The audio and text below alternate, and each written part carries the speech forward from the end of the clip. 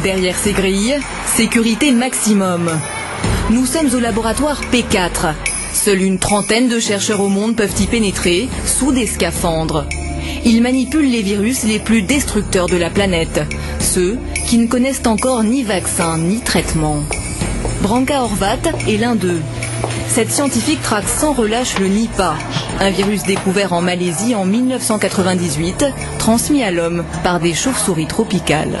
Depuis l'année 2000, le virus est réapparu et maintenant il y a des épisodes viraux réguliers à Bangladesh et en Inde où le virus se transmet directement de chauve-souris chez l'homme. Hautement pathogène. C'est un virus qui est très pathogène, qui se réplique très rapidement et qui provoque chez l'homme une mortalité 70-75%, qui provoque une encéphalite, qui pour l'instant il n'y a aucun traitement connu pour ce virus-là. Le virus Nipah attaque les cellules à une vitesse fulgurante. Une personne infectée meurt en quelques jours seulement. Si le virus se répandait à la surface du globe, il provoquerait des millions de morts. L'équipe de Branka a un objectif, trouver un traitement avant qu'il ne soit trop tard. Alors le but finalement c'est de mieux comprendre comment ce virus va s'intégrer dans le cerveau et à quels endroits il va s'intégrer. Et à mieux comprendre tout ça, ça va nous permettre potentiellement ensuite d'essayer des nouveaux médicaments, d'inventer des nouveaux vaccins. Finalement, en comprenant, on peut mieux le combattre. 1976, le virus Ebola frappe le Soudan.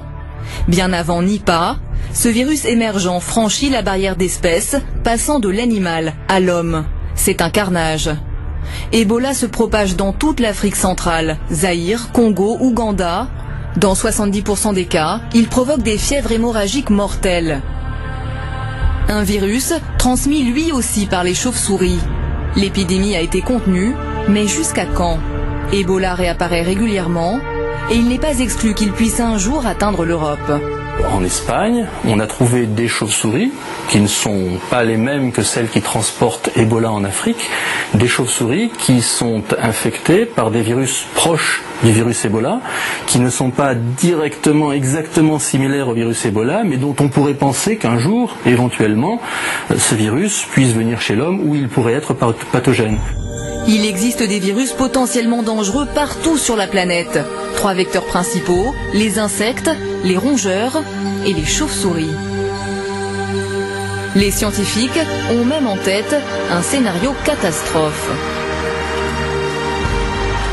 Ce sera un virus qui se propagerait par voie aérienne et qui soit surtout transmissible d'homme à homme, parce que beaucoup de ces virus qui émergent sont en fait des virus qui proviennent d'animaux, c'est des zoonoses, c'est les animaux qui nous les envoient, et étant donné que l'homme ne les a jamais vus, il est complètement naïf face à ces virus-là. Donc on a un système qui nous défend, le système immunitaire, mais quand le nouveau virus arrive, ce système est incapable de nous défendre, et donc c'est cette situation qui est la pire, et effectivement, le transfert par voie respiratoire d'un virus, avec un virus qui est capable de se transférer d'homme à homme, est à mon avis un des risques les plus importants pour une dispersion planétaire du virus. Un scénario d'autant plus concret qu'aujourd'hui, les virus, grâce aux hommes, voyagent autour de la planète. Mais les bactéries, elles aussi. Le monde moderne leur offre la possibilité de muter et de changer de victime. Résultat, nos armes, les antibiotiques, s'avèrent de plus en plus inefficaces pour les combattre. Sur cette boîte, nous avons étalé une bactérie et placé des petits disques qui portent les antibiotiques. Et on voit ici que la bactérie a poussé, dans notre jargon, absolument partout, même tout près de l'antibiotique. C'est-à-dire qu'elle n'en a absolument pas peur. C'est ça que l'on appelle la résistance aux antibiotiques. Et aujourd'hui, la résistance est de plus en plus forte. Alors nous assistons à une montée absolument formidable de la résistance aux antibiotiques qui nous mène tout droit vers l'impossibilité de soigner certaines infections. Certaines infections à l'hôpital, mais aussi certaines infections en pratique de vie. Dans notre jargon, c'est ce que nous appelons l'impasse thérapeutique. Dernier exemple dans l'actualité, la bactérie tueuse qui sévit en Allemagne. Devenue multirésistante, il n'y a aujourd'hui pas de nouveaux antibiotiques en vue pour la combattre. Alors, on a une première question de téléspectateurs.